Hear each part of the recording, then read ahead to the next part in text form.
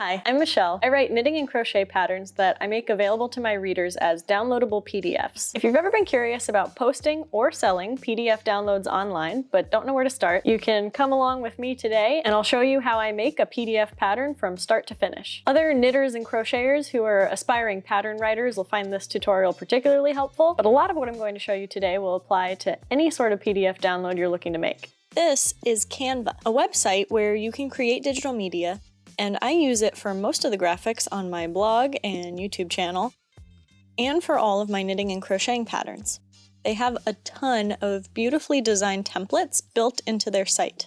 Now, they have templates for so many things, but none for knitting patterns, so let me show you how I tweak the built-in layouts to make the PDF printable that I want. First, you'll go up here to Create a Design and click Custom Dimensions. Then we'll change this little drop-down to inches, and type in 8.5 by 11 inches. That's the size of standard US printer paper. So you know it's a size that will work for most people's home printers. This will pull up a blank document, as well as all of these templates on the side here that will fit the 8.5 by 11 measurement. There are templates here for menus, ebooks, reports, and magazines. This magazine template is actually really versatile because it has several pages, ones with different photo and text layouts. So there's so many different things you could do with this one. But my favorite template type for knitting patterns is actually resumes. They'll usually have a main photo and lots of little text compartments where I can fit in every aspect of the pattern. So let's pick a pretty one, and I'll show you exactly how I turn this resume template into a knitting pattern. I'll minimize this little sidebar here, and here's the template we're going to be working with. Now, every element of a template in Canva is customizable. Each one of these little boxes, the font, and of course the color. If you click on an element where you can change the color, a little color square will pop up in the top left corner here. Now you can fully customize the color. And when you do change colors, there's a little checkbox that'll pop up at the bottom, letting you switch all of that one color in the document. And I'll go ahead and change the pink a little bit as well.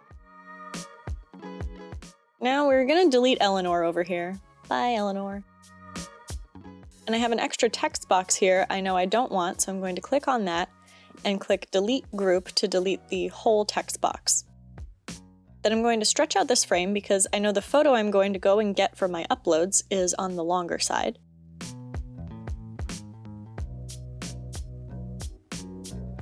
And you can crop and resize photos right inside Canva.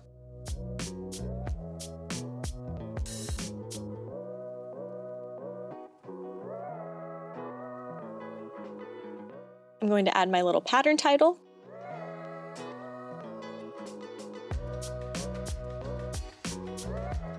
And now it's time to play with some fonts. Canva has literally hundreds of fonts. But if you click on the little search bar, you can see they've categorized the fonts into smaller groups. So let's see what handwriting has. And any of the fonts without the little golden crown icon is free to use. So I think this one's cute. And I'll change the job title to my shop name instead. And I think the left-hand side here is a great place for all of the stats about my pattern. So I'm going to change accomplishments to materials, contact info to sizing,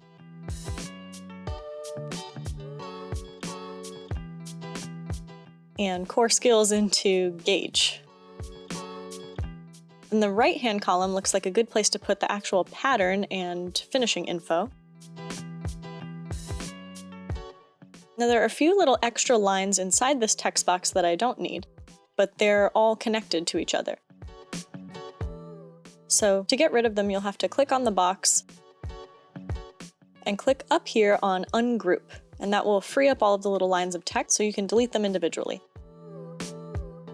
Then to regroup the text box, just click to the side here and drag until everything you want back in the text box is highlighted, and you can click Group to regroup the elements again.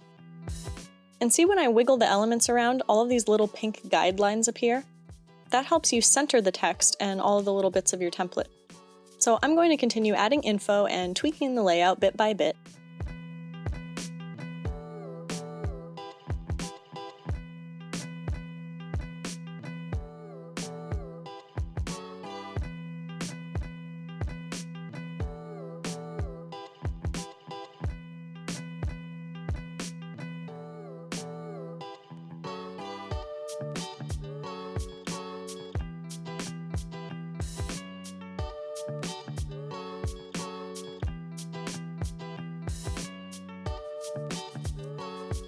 Now, isn't that a nice looking one-page knitting pattern?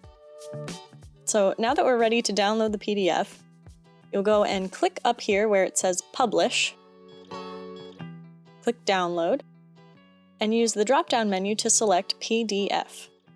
And PDF Print, rather than Standard, will give you the highest quality file size so you can know it will print crisp and clean. I also wanted to mention PicMonkey, which has a lot of the same capabilities as Canva. And I was able to do the exact same thing, make a really cute version of this pattern on PicMonkey using one of their resume templates also.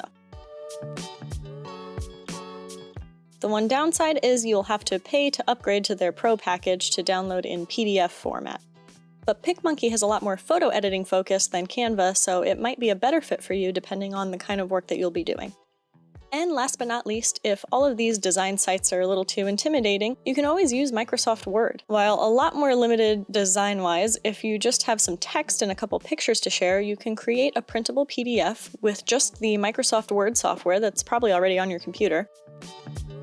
To save your file here as a PDF, just click File, Save As, and use the drop-down menu to select PDF, and it'll automatically save in good high pixel count print quality. Just be sure to save it as a Word document too, so you can edit it later if you need to. So there you have it. That's how you can easily create beautiful PDFs that you can post online so people can buy them and download them, print them out. And what you're going to put in that PDF is up to you. At least you know it won't be off-center and blurry when your customers go to print it out. If you want even more info about pixel density and print quality, I'll have some further reading linked down below. If you're particularly interested in making your PDF downloads available on Etsy, I'll have a little link to a video I made briefly talking about Etsy's fees right here. Thank you so much for watching. Good luck.